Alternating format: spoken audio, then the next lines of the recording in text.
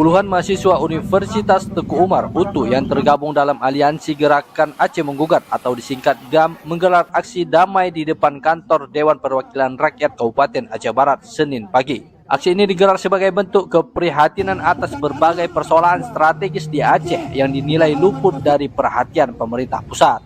Massa bergerak dari gerbang UTU menuju kantor Dewan secara long march sambil membawa spanduk tuntutan dan pengeras suara dari atas mobil bak terbuka.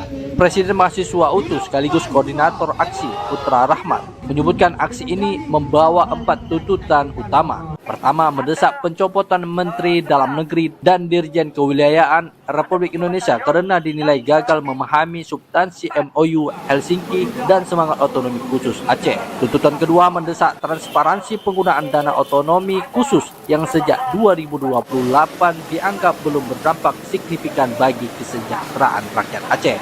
Ketiga, mahasiswa menolak penambahan batalion militer di Aceh yang dinilai mengancam stabilitas dan perdamaian pasca konflik. Sementara tuntutan keempat, mahasiswa meminta agar pemerintah Aceh mampu mengelola seluruh wilayah, termasuk pulau-pulau terluar, secara mandiri dan adil demi menjamin kedaulatan dan hak masyarakat atas tanah mereka. Membawa tuntutan secara petisi, dan di mana dalam petisi itu ditandatangani oleh beberapa dewan.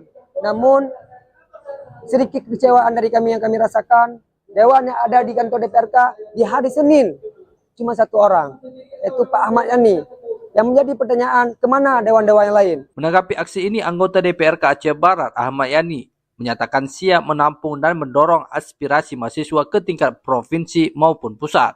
Namun ia menegaskan bahwa penandatanganan petisi harus melalui kesepakatan kolektif anggota DPRK. Saya juga menyadari bahwa saya tidak punya kapasitas membiarkan adik-adik mahasiswa masuk. Kita khawatirkan ada satu hal yang terjadi nanti, kan siapa yang bertanggung jawab. Oleh karena itu saya tadi minta kepada adik mahasiswa untuk menunggu teman-teman DPR yang lain untuk menandatangani petisi yang mereka ajukan. Dan perlu diketahui oleh adik mahasiswa bahwa keempat isu tersebut kita sangat mendukung apa yang mereka perjuangkan. Tentunya kan itu bukan suara mahasiswa saja, barangkali mereka juga merujuk kepada keinginan rakyat Aceh.